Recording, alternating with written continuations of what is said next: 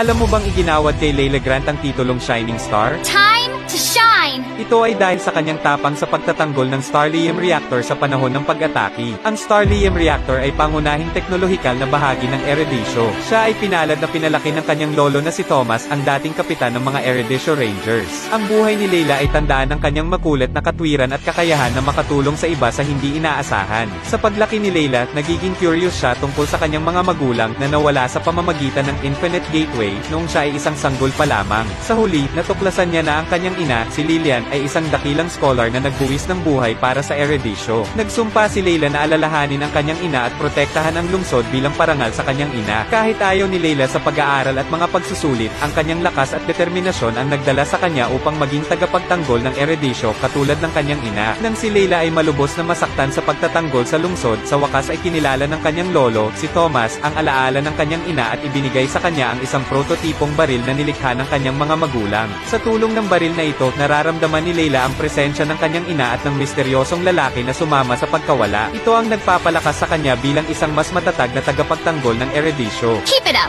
Until you're as brilliant as